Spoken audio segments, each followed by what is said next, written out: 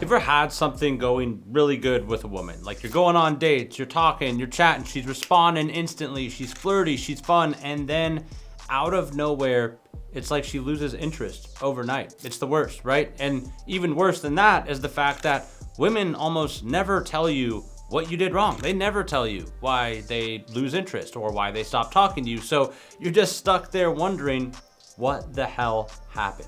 Now, there are a million different variables that women are taking into account when trying to decide how attractive they think a guy is, or whether he's just for fun, or short term, or long term, or if they're just gonna ghost him or put him in the friend zone. And out of all of those reasons, there is one in particular that I have literally never heard any dating coach or any woman or any expert anywhere talk about. And the only reason I discovered it was by pure accident.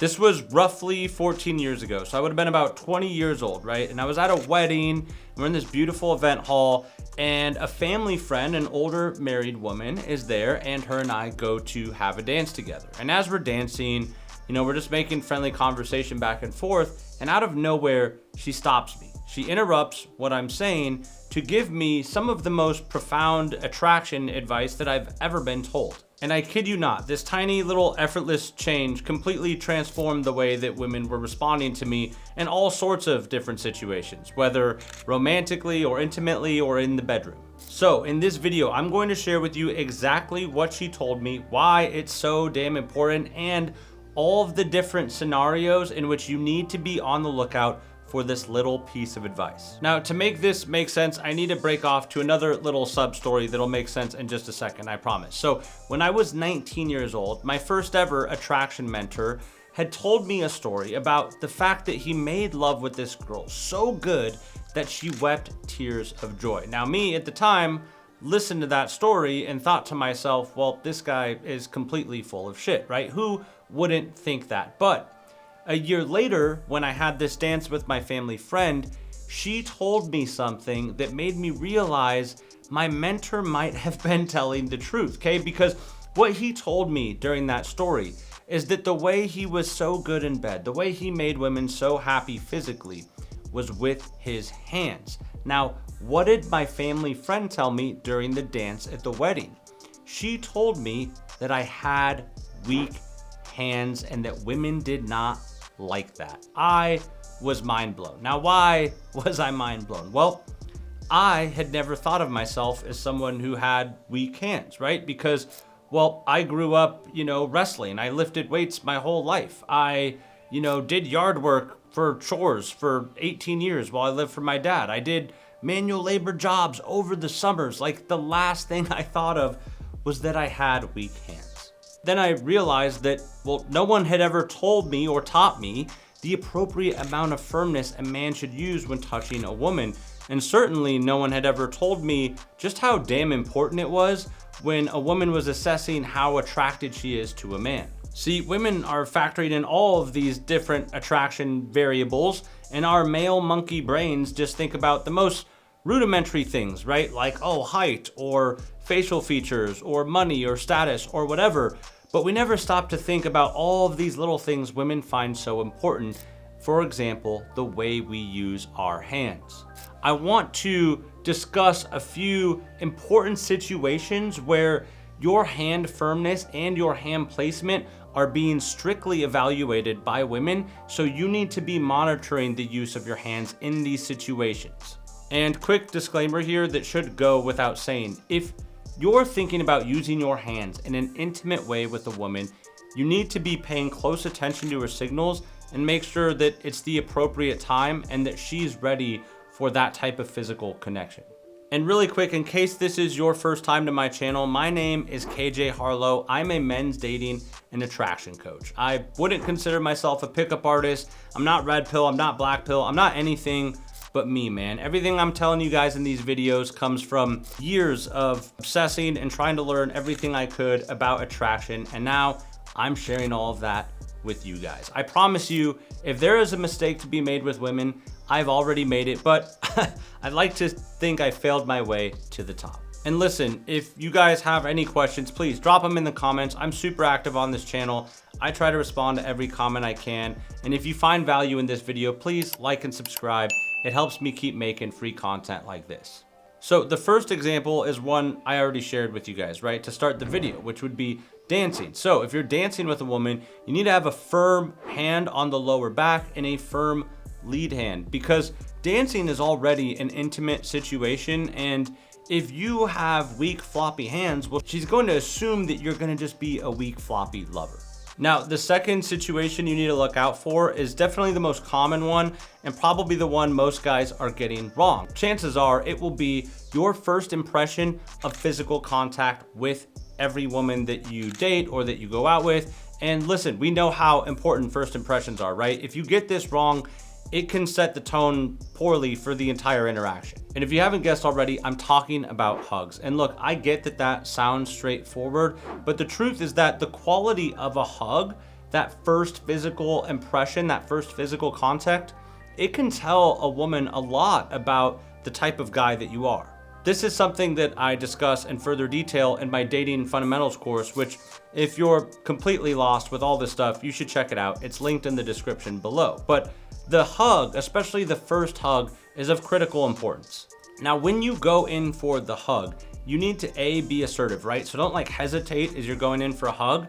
And then you need to also make sure you go low, she goes high, and when you hug, firm hands around the back and lower waist. Hugs actually become a lot less awkward when the guy just goes in confidently and gives a firm embrace. And what it also does is it becomes less confusing when you give a firm hug, because then it's obvious when the hug is over, because it's over when you release, right? When you go in hesitantly and give a weak hug, well, then neither of you is like really sure when the hug is over, and the whole thing just becomes kind of awkward, and it completely, throws the vibe off to start the interaction.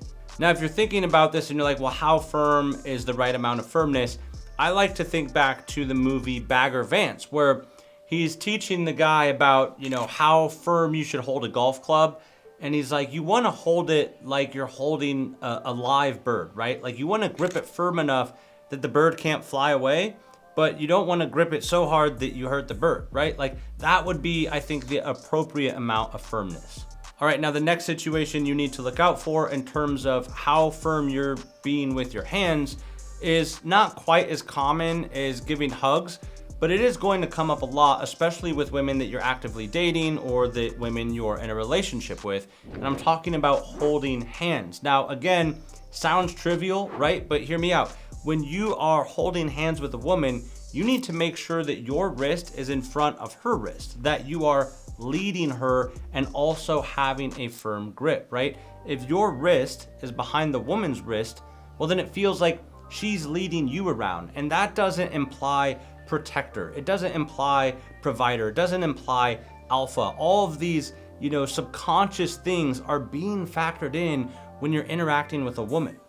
Now, another way that I like to assert myself when holding hands with a girl, and this is a trick you should totally use and steal, is, if she's kind of like, there's like a lot of distance between you while you're holding hands, or like she gets kind of ahead of you, give her like a fun, playful tug back in your direction. And like when you do it, smile and wink so that she knows it's obviously just you playing around. But that little tug, that little firmness, that gesture is once again implying that you are a man of strength, that you are a man who can be assertive, and women want that, man. That's something that they find really attractive. It's little small gestures like this that say so much without saying anything at all. Now, this last situation is probably the most important one, because if you get it wrong, there's really no coming back from it. And to best describe it, I'm gonna take you back to like a terrible time. It was when I was 16 years old. I was in high school. I had my first girlfriend, and man, she was smoking hot, way out of my league. And she also was the girl that took my virginity. Now, we dated for maybe 3 or 4 months, and then she totally burned me, because when we broke up, she told everyone I wasn't very good in bed. Now, shocker, it was my first time. But I think back to that and I think, well, I wasn't completely in the dark, right? Because by 16 years old, well, I had watched my fair share of stuff on the internet. Like I knew what it was and like what it would look like, especially at like some of the more extreme levels. So I was like, well, what did I do wrong?